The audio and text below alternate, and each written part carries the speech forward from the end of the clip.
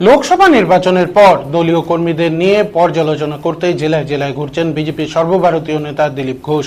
অন্যান্য জেলার পাশাপাশি মালদা জেলাতেও কর্মীদের নিয়ে পর্যালোচনায় যোগ দেন তিনি। লোকসভা নির্বাচনে পরাজয়ের সম্মুখীন হতে হয় তাকে, এরপরও থেমে থাকেননি তিনি। উত্তরবঙ্গের বিভিন্ন জেলায় কর্মীদের নিয়ে পর্যালোচনা করেন তিনি। সোমবার সকালে মালদা শহরের শুভঙ্কর বাদে প্রাতঃভ্রমণ, মালদা টাউন হল সংলগ্ন এলাকায় শাখায় যোগ এবং পুরনো স্টাইলে চায়ে পে চর্চা যোগ দেন তিনি। তবে সাংবাদিকদের মুখোমুখি হলেও কোনো প্রশ্নের উত্তর দিতে চাননি তিনি। তবে কি নতুন কোনো দলীয় পদ পেতে চলেছেন দিলীপ ঘোষ, তা নিয়ে রাজনৈতিক মহলে শুরু হয়েছে জল্পনা। বুধবার মালদার ইংরেজ বাজারের পৌরসভার 7 নম্বর ওয়ার্ডের গ্রিন পার্ক মনসাতলা বস্তির বাসিন্দা সদ্য আইআইটিতে প্রবেশিকা পরীক্ষায় সাফল্য পাওয়া ছাত্র অভিজিৎ রায়ের বাড়িতে যান দিলীপ ঘোষ। ওই ছাত্রের সাথে দেখা করেন। আগামী দিনে তার পুরনো জায়গা খড়গপুরে ওই ছাত্রের পড়াশোনা করতে যাতে কোনো অসুবিধা না হয় তার প্রতিশ্রুতিও দেন তিনি। অভিজিৎ রায় সদ্য আইআইটিতে প্রবেশিকা পরীক্ষায় উত্তীর্ণ হয়েছে। দাদু কয়লা বিক্রি করে এবং টোটো চালিয়ে ওই ছাত্রকে মানুষ করছে। দিলীপ ঘোষ আশায় খুশি ছাত্রের পরিবার।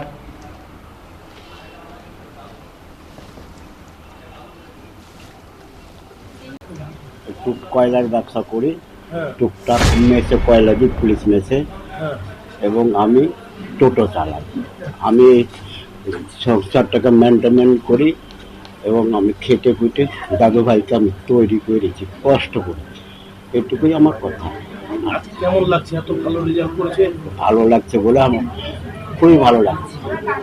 দাদু ভাইয়ের মা বিছনা সজ্জা করেছে, আমাকে দেখাশোনা করতে হবে। আপনার নাম? আমার নাম হচ্ছে রতন হালদার। আমি একটু কয়লার বুঝে আছি। কেমন লাগছে? খুবই ভালো লাগছে আজকে।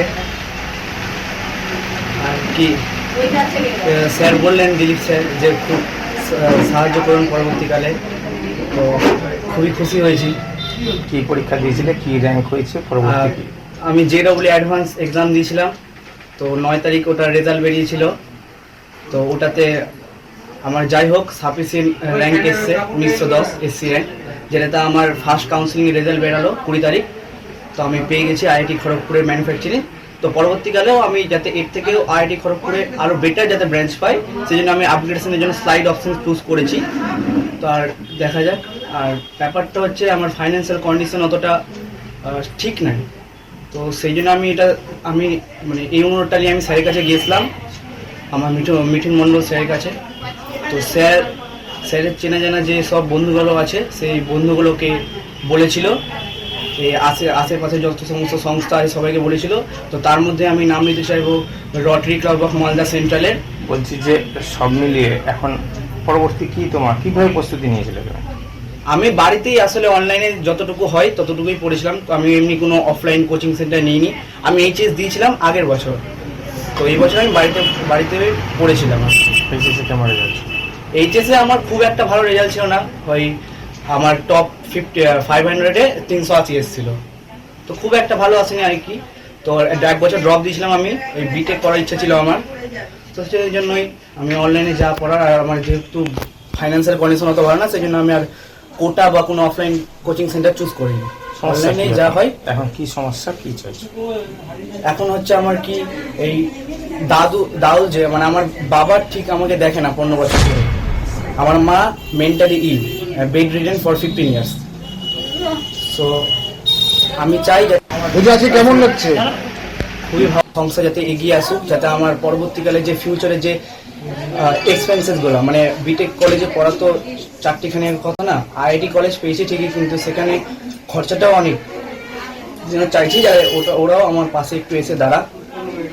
হ্যাঁ বলবো, পাশে এসে বেশি অনেকজনই আসছেন। দিলীপবাবু কি বললেন?